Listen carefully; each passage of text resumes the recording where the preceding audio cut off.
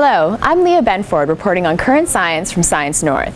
Lately in the news there's been a lot about the Higgs boson. This is something that I don't really understand that well, and I'm sure a lot of you wouldn't understand it either. It's a very complex theory. Today I sat down with staff scientist Simon Strasser to give us a little bit more detail on why this discovery is so important. Hi Simon. Hi Leah.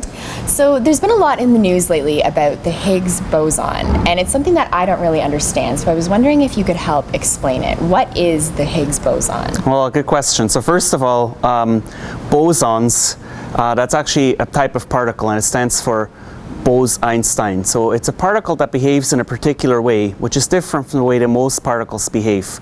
The things that we're familiar with, like you and I, were made out of a certain type of particles, protons, electrons, and neutrons. Those are different from bosons, which behave differently.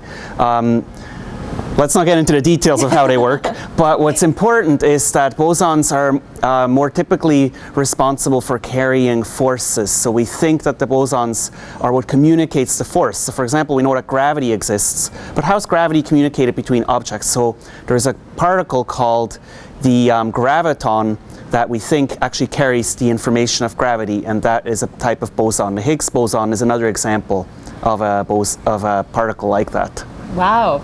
So why is it such a big deal right now? It seems to be suddenly in the news all the time. What's the big deal with the Higgs boson? Good question. So it's been in the news a lot because there's an intense search going on for the Higgs boson. It's the last particle that's sort of predicted by our standard models that hasn't been detected. So if we can detect it, that will really sort of put a really good foundation on this standard model that we have. But also it's a particle that we think is actually responsible for giving other particles their mass. So if we can find the Higgs boson, it actually explains why particles have mass, why we have mass.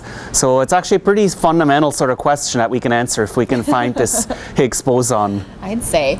It sounds like it's a very important discovery. Who's doing the research? Because it sounds like it would be very complex at the same time. So they're looking for it in a couple places in the world, and you might have heard of these other accelerators where they're at basically particle smashers. So the really famous one is in between France and Switzerland called CERN, and it's a huge ring where they basically accelerate particles to very, very, very high speeds, very, very close to the speed of light, and then smash them together at very, very high energies. And when you do that at those high energies, you create a whole array of particles, and if the energy is high enough, you might actually be able to create a boson or a Higgs boson out of normal particles that we might be smashing together. So it's a way to try to create it, but it takes really, really high energies. So that's where they're doing it, those particle accelerators. Wow.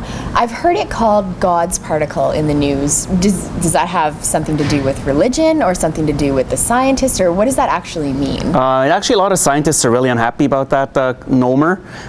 It was coined by an author some years ago who wrote a book, and it was called the God particle, but that it really actually misrepresents what the particle is. It doesn't have anything to do with religion or attacking anything that religion would stand for, or not even that it's a particle that will explain how the universe formed or something like that. It would explain a very important thing, how we have mass, but that in itself doesn't make it somehow a godly particle.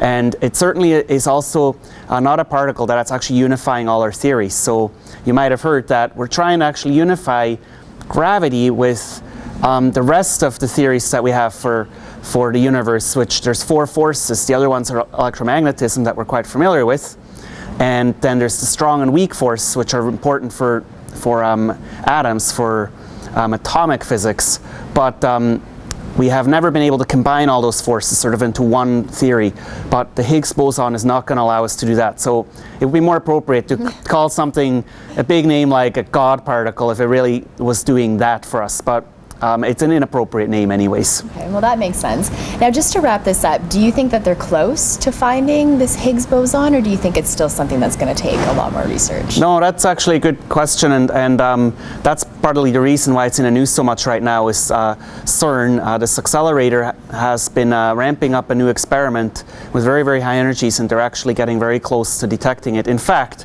it's a statistical detection. You're not going to detect a single boson.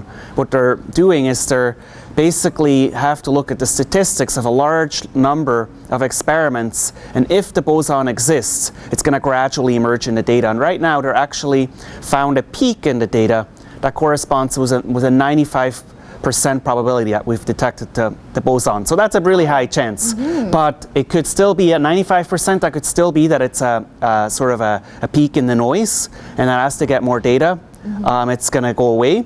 So they're going to keep going probably for about another year or so for sure.